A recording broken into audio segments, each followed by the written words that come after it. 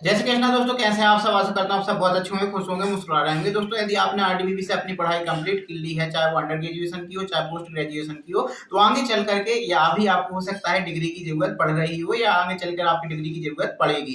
तो दोस्तों आज की वीडियो में हम सीखेंगे कि आप डिग्री के लिए अप्लाई कैसे कर सकते हैं। आरडीबीबी की साइट पर जाकर के मैं आपको कंप्लीट प्रोसेस बताने वाला हूँ, एप्लीकेशन में अप्लाई करने से लेकर के प्रिंट निकालने तक। साथ ही साथ मैं आपको बताऊंगा कि आगे चलकर यदि आपकी डिग्री नहीं मिलती है या आपकी डिग्री आपके पते पर नहीं पहुंच पाती है तो उस केस में क्या करना है, डिग्री आने में कितना समय लगता है, और यदि डिग्री अप्लाई करे हुए काफी समय हो गया और डिग्री आपके पते तक अभी तक नहीं पहुंची है तो उस केस में आप क्या कर सकते हैं, सब कुछ जानेंगे आज के इस एपिसोड में। So let's begin.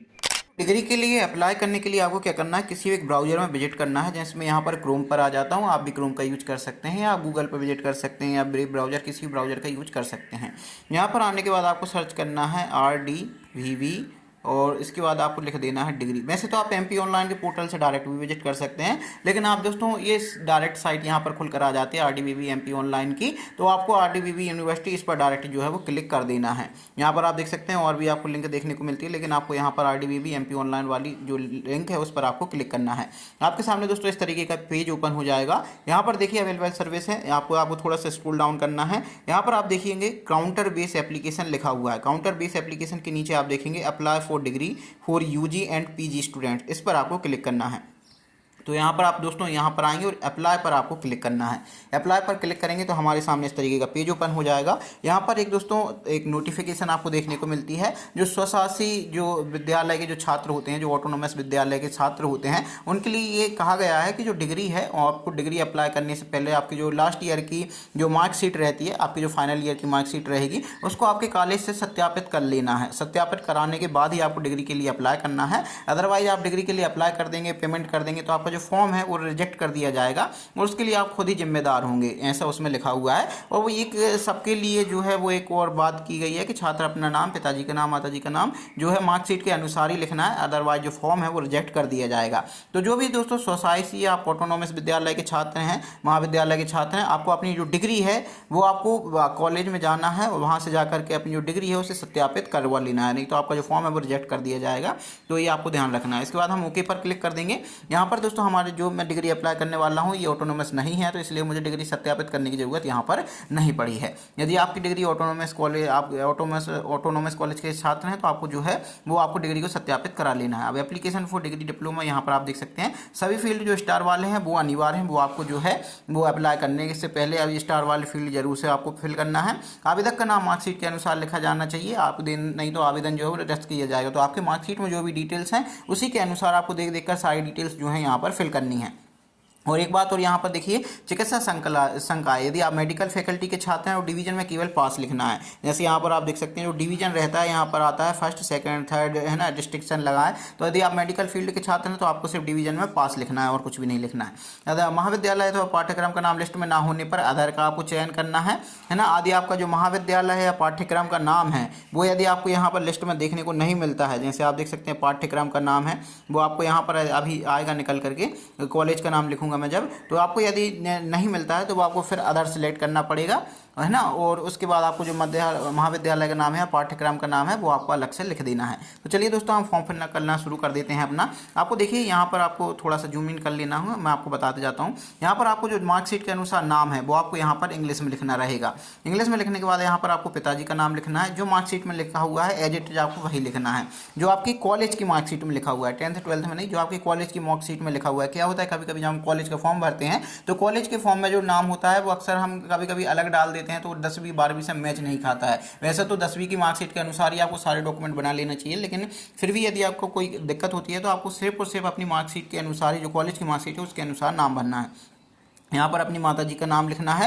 माताजी के नाम में यदि सरनेम जुड़ा है तो सरनेम लिखना है, अदरवाइज सरनेम नहीं जुड़ा है, सिर्फ नाम अकेला लिखना है तो नाम अकेला आपको लिखना है। यहाँ पर आपको डेट ऑफ बर्थ डालनी है अपनी। डेट ऑफ बर्थ डालने के लिए आपको इस पर क्लिक करना है। यहाँ से आप मंथ जो है वो सिलेक्ट करेंगे। उसके बाद यहाँ से आपको जो ईयर है वो आपको यहाँ से सिलेक्ट कर लेना है और यहाँ से आपको डेट सिलेक्ट कर लेनी है। इस तरीके से आप दोस्तों जन्म तिथि जो है वो डाल देंगे। उसके बाद आपको श्रेणी सिलेक्ट करनी है। श्रेणी में आप सिलेक्ट कर सकते हैं, आप अनरिजर्व कैटेगरी से आते हैं, OBC SC ST, तो आप जिस भी कैटेगरी से आते हैं वो आपको कैटेगरी यहाँ पर सिलेक्ट कर लेना है। आप डिग्री डिग्री जहाँ पर लेना चाहते हैं वो पता दोस्तों आपको यहाँ पर लिखना है कि आप अपनी डिग्री को कहाँ मंगवाना चाहते हैं। इसमें आपको वो नहीं है कि आपको जो रेसिडेंशियल एड्रेस है वही डालना है, जहाँ आप रहते हैं वही डालना। हो सकता है आप अभी कहीं और रह रहे हो तो वो आप पता डाल सकते हैं जहाँ पर आप जो है वो डिग्री को लेना चाहते हैं। उसके बाद आपको दोस्तों अपने एरिया का पिन कोड डाल देना है। पिन कोड डालने के बाद यदि आप जैसे घर का पता डाल देंगे तो आपकी जो डिग्री है वो पोस्ट ऑफिस के थ्रू भेजी जाती है, तो आपकी डिग्री आपके घर पर ही पहुँच जाएगी। उसके बाद दोस्तों आपको छात्र का नाम यहाँ पर हिंदी में लिखना है। याद रखिए आपको हिंदी में जो है वो अलग से टाइप करना पड़ेगा नाम को। यहाँ पर आप इंग्लिश में टाइप करेंगे तो ऑटोमेटिक हिंदी में नहीं होने वाला है, तो आप यहाँ पर हिंदी में नाम जो है वो टाइप कर लेंगे देख करके।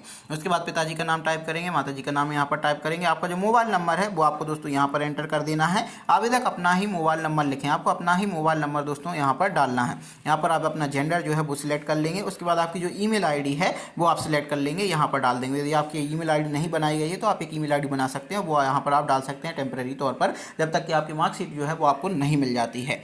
यहाँ पर आप देख सकते हैं ईमेल आईडी तो वैसे यदि आपके पास एंड्रॉइड फ़ोन है और आप अप्लाई कर रहे हैं तो जाहिर सी बात है आपके पास ईमेल आईडी होगी, वो आपको यहाँ पर डाल देनी है। डालने के बाद दोस्तों कॉलेज की डिटेल्स में आ जाएंगे हम। यहाँ पर कॉलेज की डिटेल्स वाले सेक्शन में यहाँ पर आपको दोस्तों महाविद्यालय का नाम सिलेक्ट करना है। तो आपको जो भी महाविद्यालय का नाम है वो आप दोस्तों यहाँ पर जो है वो सिलेक्ट कर देंगे। तो यहाँ पर मैं अपना जो नाम है वो यहाँ पर देख लेता हूँ। यदि आपको महाविद्यालय का नाम इसमें नहीं मिलता है तो आप यहाँ पर अदर सेलेक्ट करेंगे। अदर सेलेक्ट करने के बाद आपके महाविद्यालय का नाम जो है यहाँ पर आप मैनुअली जो है उसको टाइप करेंगे, वो यहाँ पर ऊपर लिखा गया था। तो यहाँ पर मेरा जो कॉलेज है उसका नाम यहाँ पर दोस्तों दिया गया है, तो मैं यहाँ पर डाल देता हूँ। ये है Swami Vivekananda government PG college Narsinghpur. तो यहाँ पर दोस्तों मैंने अपने कॉलेज का नाम डाल दिया है। उसके बाद पाठ्यक्रम का नाम आपको डालना है, कोर्स का नाम आपको डालना है। कोर्स के नाम में बेसिकली होता क्या है, यदि आपके पास कोर्स के नाम में जो है वो जो भी सब्जेक्ट होते हैं मेन वो आप दोस्तों यहाँ से सिलेक्ट कर लेंगे। जैसे यहाँ पर आप देख सकते हैं यदि आप एमएससी के स्टूडेंट हैं तो एमएससी के वगैरह के सब्जेक्ट दिए गए हैं, यहाँ पर आप देख सकते हैं। यहाँ पर आपको अदर का एक ऑप्शन नहीं मिल रहा होगा, जैसे वहाँ बताया था पाठ्यक्रम का नाम आपको यहाँ पर सिलेक्ट करने को कह रहा है, क्योंकि मैं यहाँ पर कॉलेज का नाम जो है सिलेक्ट कर चुका हूँ। इस कॉलेज में इतने ही पाठ्यक्रम जो है वो अवेलेबल थे। यदि मैं अदर सेलेक्ट करता तो पाठ्यक्रम के नाम में यहाँ पर अदर का ऑप्शन भी आता, तो वहाँ पर आप मैनुअली जो है वो अपने सब्जेक्ट जो है फिल कर सकते हैं।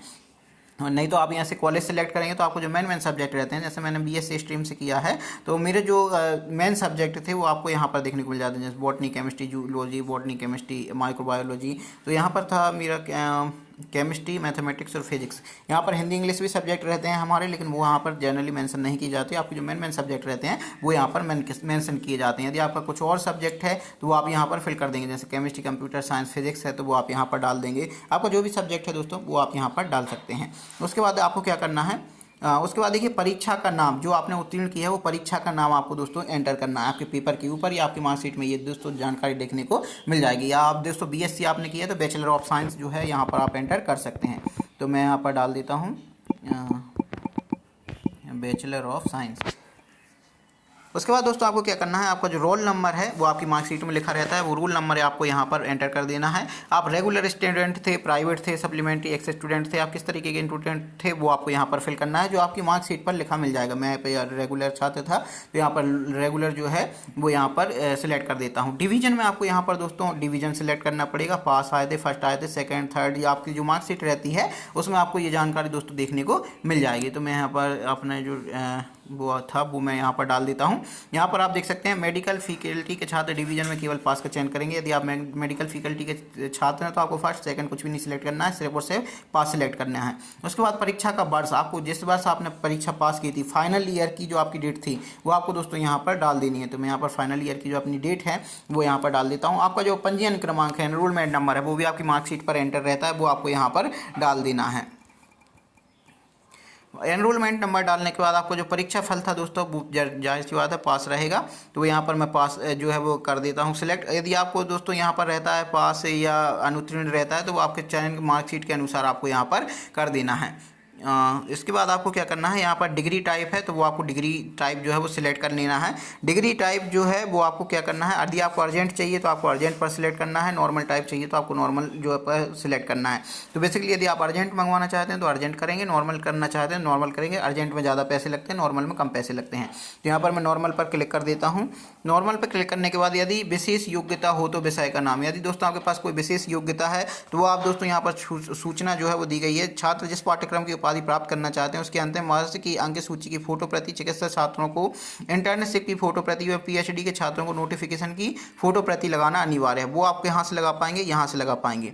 यहाँ से आपको जो है ऑल मार्कशीट पर क्लिक कर देना है। यहाँ पर यदि विशेष योग्यता हो तो विषय का नाम आपको यहाँ पर एंटर करना है।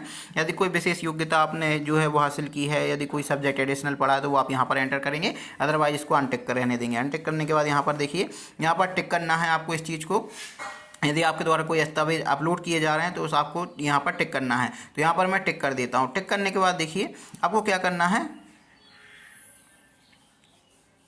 यहाँ पर आपकी जो मार्कशीट है, मार्कशीट की आपके जो पीडीएफ है वो दोस्तों बनाना है। और बनाने के बाद आपको यहाँ पर अपलोड करने का एक ऑप्शन आ जाएगा। अपलोड करने के बाद दोस्तों यहाँ पर ये देख सकते हैं ऑल मार्कशीट की फ़ोटो जो है हम अपलोड कर रहे हैं। चिकित्सा छात्र के लिए मेडिकल इंटर्नशिप कर चुके हैं तो अपना इंटर्नशिप प्रमाण पत्र संलग्न करें। प्रमाण पत्र संलग्न करना अनिवार्य। यदि आप मेडिकल फैकल्टी के छात्र हैं तो इसको टिक करेंगे, यदि आप नहीं हैं तो इसको फिर आप अनटिक कर देंगे। अनटिक करने के बाद यहाँ पर देखिए, यहाँ पर आप देख सकते हैं आपको जो स्कैन करना है आपकी सारी की सारी मार्कशीट, एक फाइल बनानी है पीडीएफ, और पीडीएफ का जो साइज होना चाहिए दोस्तों वो यहाँ पर 200 KB के अंदर होना चाहिए। अब थोड़ी सी ये प्रॉब्लम होती है, पहले मैं आपको पूरा बता देता हूँ, फिर आपको जो 200 KB के अंदर कैसे करना है वो भी बता दूंगा। यहाँ पर आपको चूज फाइल पर क्लिक करना है, यहाँ से आप जो है फाइल एक्सेस कर सकते हो। यहाँ पर पीडीएफ आपको अपलोड कर देना है, वो 200 KB के अंदर बनाकर करना है।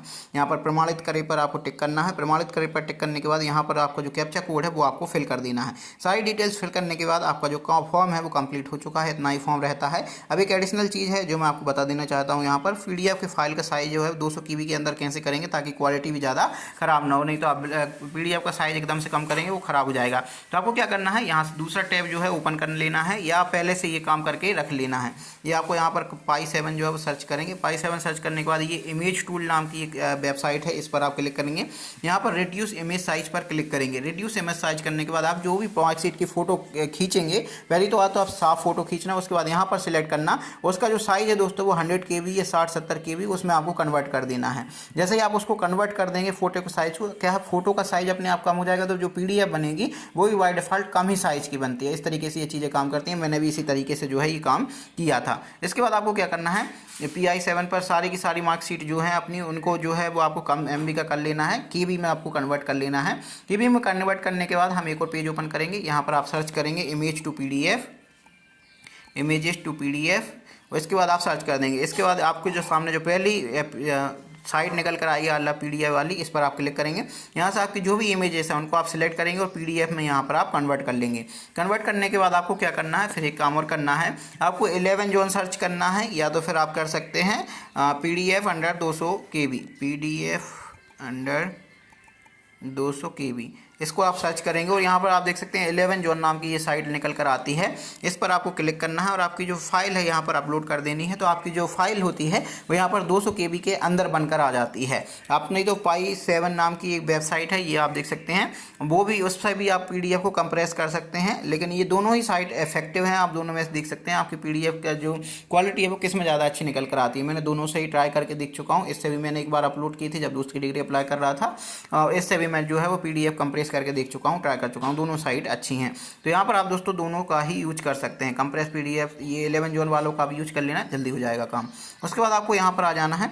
यहाँ पर आने के बाद आपकी जो डिग्री है वो सारा फॉर्म आपका जो तामझाम है वो भर चुका है। यहाँ पर मैं एक बार बैक आ जाता हूँ, शायद तक ये आप दूसरे पेज पर मत जाना, मतलब मैं आपको बता रहा था खाली। पहले आपको क्या करना है, वही काम करना है जो मैंने कहा था आपसे, कि पहले आप अपनी जो PDF वगैरह है उसको आप बना के रख लेना, अप्लाई फॉर डिग्री। यहाँ पर आप देख सकते हैं ये सारी डिटेल्स जो है मुझे फिल करनी है। तो चलिए मैं यहाँ पर सारी डिटेल्स जो है वो फिर से फिल कर लेता हूँ। तो आप दोस्तों सारी डिटेल्स यहाँ पर फिल कर लेते हैं। उसके बाद आप कैप्चा कोड एंटर कर देते हैं। उसके बाद आपको क्या करना है, यहाँ पर सबमिट पर आपको क्लिक करना है। जैसे ही आप सबमिट पर क्लिक करेंगे आपका जो फॉर्म होता है वो सबमिट हो जाता है। फॉर्म है दोस्तों वो सबमिट हो जाएगा। उसके बाद आपको इस तरीके से एक पेज ओपन हो जाएगा, ये आप देख सकते हैं। नेक्स्ट पेज में आपको इस तरीके से शो करता है, जहाँ आपका एप्लीकेशन नंबर है दोस्तों वो यहाँ पर आपका लिखा रहता है। एप्लीकेशन नंबर इस पेज की आपको क्या करना है, एक स्क्रीनशॉट लेकर के रख लेना है। जैसे आप स्क्रीनशॉट रख लेंगे, क्योंकि जब आप काउंटर बेस एप्लीकेशन पर दोबारा विजिट करेंगे, आपका पेमेंट किसी वजह से नहीं हो जाती है, तो आप एप्लीकेशन नंबर डालकर ही दोबारा लॉगिन यहाँ पर कर पाएंगे। उसके बाद आपको जो अमाउंट है वो दोस्तों यहाँ पर देखने को मिल जाएगा। एप्लीकेशन फीस है, जो पोस्टल चार्जेस वगैरह वो 100 रुपीज़ है। पोर्टल की फीस है वो 30 रुपये है। इस तरीके से कभी कभी 31 रुपये भी रहता है। तो इस तरीके से आपको जो 130 या 131 रुपये हैं वो यहाँ पर लगते हैं, है ना। और यहाँ पर आप देख सकते हैं जो आपकी डिटेल्स हैं वो आपको सारी डिटेल्स यहाँ पर आप देखने को मिल जाएंगी पर्सनल इन्फॉर्मेशन में। यदि आपको दोस्तों कोई भी लगता है कि यार मेरी डिटेल गड़बड़ हो गई है तो आप फिर से जो है फॉर्म भर सकते हैं। बाद में क्या है, ये फॉर्म पेमेंट नहीं करते हैं ना तो फॉर्म रिजेक्ट हो जाता है, फिर आप दोबारा से अप्लाई कर सकते हैं। तो यहाँ पर आप देख सकते हैं जो कॉलेज की डिटेल्स हैं वो आपको यहाँ पर देखने को मिल जाएंगी। सारी डिटेल्स आपने जो फिल कर ली थी पहले ही आपको क्रॉस चेक कर लेना है, फिर यदि गलत एंटर हो जाती है तो कुछ समय बाद आप जो है दोबारा सारी डिटेल्स जो है वो एंटर करके फिर से रजिस्ट्रेशन कर सकते हैं, फिर से अप्लाई कर सकते हैं। उसके बाद दोस्तों सारी डिटेल्स आपको यहाँ पर फिल कर लेनी है। फिल करने के बाद आपको क्या करना है, यहाँ पर प्रिंट याद रखना है आपको PDF जो बनानी है उसको जरूर से अटैच कर लेना है। यदि आप अगर अटैच करना हो देखना चाहते हैं तो आप यहाँ पर क्लिक करके देख सकते हैं, please click to see attachment, इस पर आप क्लिक करके अपनी जो अटैचमेंट है उनको देख सकते हैं। इसके बाद आपको क्या करना है, प्रोसीड टू पेमेंट पर यहाँ पर क्लिक करना है। जैसे आप प्रोसीड टू पेमेंट पर क्लिक करेंगे आपके सामने इस तरीके का कैंपेन ऑनलाइन का पोर्टल खुल जाएगा, जहाँ से आप अलग अलग तरीके से जो है वो पेमेंट कर सकते हैं। तो यहाँ पर आप जो भी पेमेंट करना चाहें, जिस भी माध्यम से पेमेंट करना चाहें उस माध्यम से पेमेंट कर सकते हैं। जब आप दोस्तों पेमेंट कर देते हैं, जैसे मैंने यहाँ पर 131 रुपये की जो है वो पेमेंट की, 31 रुपये यहाँ पर टोटल चार्ज ले लिया गया है, तो आपको एक रेफरेंस नंबर और एप्लीकेशन नंबर देखने को मिल जाता है। आपको क्या करना है, इसका भी एक स्क्रीनशॉट लेकर रख लेना है रेफरेंस नंबर और एप्लीकेशन नंबर से। यदि आपको दोस्तों आपके पैसे कट जाते हैं और आपको रसीद नहीं मिलती है तो भुगतान पुनः सत्यापन करें कि लिंक पर जाकर आपको रेफरेंस नंबर, ये वाला जो रेफरेंस नंबर है वो आपको डालना है। पेमेंट का स्टेटस एक बार चेक कर लेना है। यदि आपको दोस्तों फिर भी रसीद नहीं मिलती है वहाँ पर पे, तो आपको हो सकता है ट्रांजैक्शन कैंसिल कर दिया हो। तो उस केस में आपको क्या होता है कि आपका जो अमाउंट होता है वो आपके खाते में वापस भेज दिया जाता है। कुछ समय बाद आपके खाते में आपका जो अमाउंट है वो भेज दिया जाता है। तो इसलिए आपको जो रेफरेंस नंबर एप्लीकेशन नंबर वो नोट कर लेना है। सिंपल सी बात, आपको स्क्रीनशॉट लेकर के एक रख लेना है। स्क्रीनशॉट लेकर रख लेंगे उसके बाद आपको इस तरीके से दोस्तों एक पेज ओपन हो जाएगा। यहाँ पर आप देख सकते हैं, मैं आपको पहले ही बता देना चाहूँगा, नोट डन में पेमेंट स्टेटस, जब आप शुरू में रहेंगे तो पेमेंट स्टेटस नोट डन बताएगा। पेमेंट आपको जरूर से करना है, नहीं तो आपका जो फॉर्म है ऑटोमेटिकली ही रिजेक्ट कर दिया जाएगा। तो यहाँ पर आप पेमेंट जब कर देंगे तो यहाँ पर आप देख सकते हैं जैसे पेमेंट स्टेटस यहाँ पर बताया, पेमेंट स्टेटस जो है वो डन हो चुका है, नेट बैंकिंग के माध्यम से किया गया है। पोर्टल फीस यहाँ पर मेरी 31 रुपये लगा है, वो पोस्टल चार्जेस वगैरह वो 100 रुपये हैं, टोटल 131 रुपये यहाँ पर लगे हैं। और सारी की सारी जानकारी आपको दोस्तों यहाँ पर देखने को मिल जाएगी अपनी। ये जो फॉर्म है यहाँ पर प्रिंट पर आपको क्लिक करना है। प्रिंट पर क्लिक करने के बाद ये चीज़ें जो हैं वो आपको रख लेनी है। उसके बाद आपकी जो डिग्री है वहाँ से भेजी जाती है। इस तरीके से आप दोस्तों अप्लाई कर सकते हैं और आपका जो फॉर्म है और जो अप्लाई करने की प्रोसेस है वो यहाँ पर कंप्लीट हो चुकी है।